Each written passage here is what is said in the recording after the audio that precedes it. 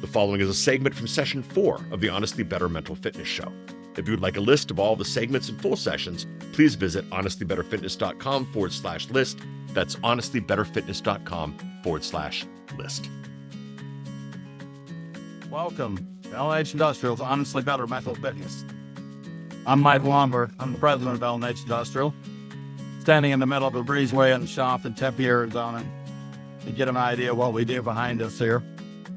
I found mental fitness a few years ago, and it changed my life. It's changed my family's life. And now we'll bring it to all of LH Industrial and recording it to put it out for us to hearing. Thank you for joining.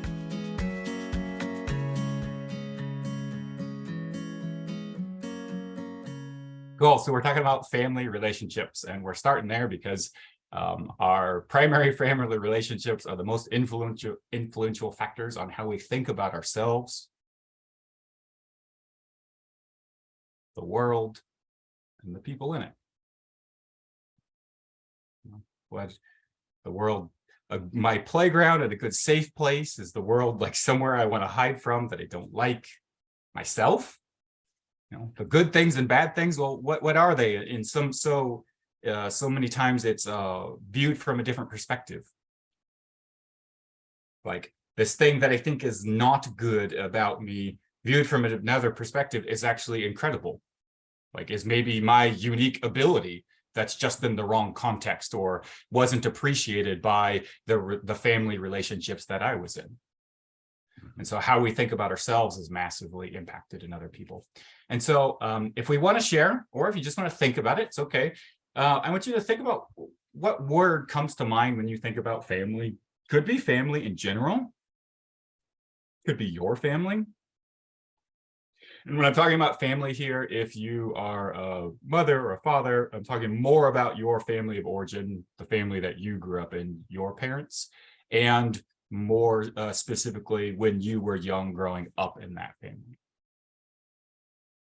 If we want to share, we can share. We just want to sit in a moment of silence and think to ourselves of what feelings does that bring up for me.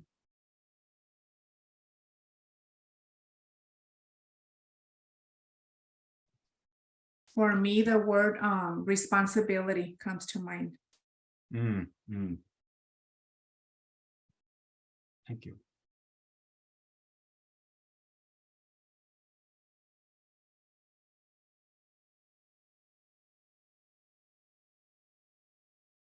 Great. You can just allow that to sit for a moment of what is, if I have one word that I'm thinking about family, or it can be a feeling, whatever it is, like what is the general impression that I have when I look at that? Really, we are diving in this topic to better understand ourselves.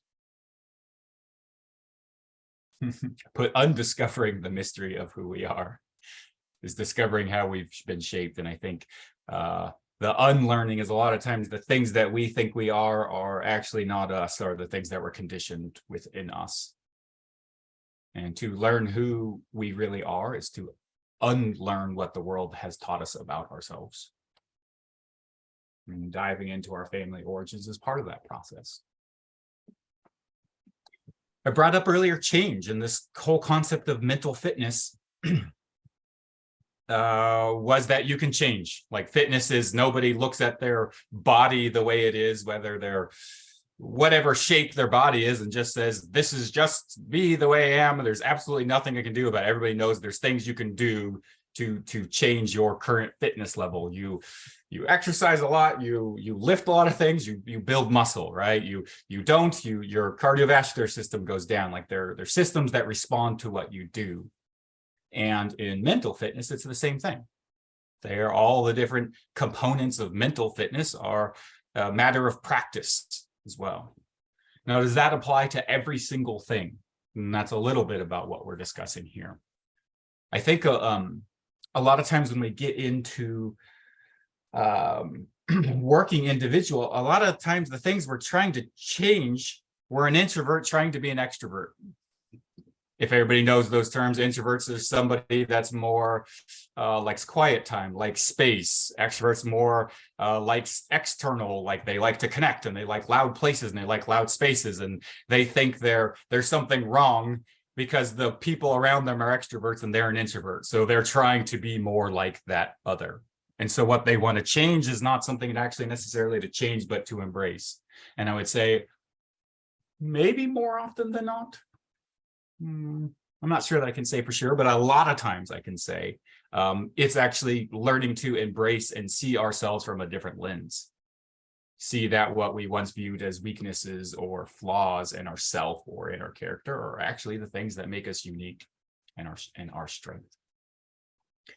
Knowing what is me and what is my conditioning is a little bit what we're going to examine.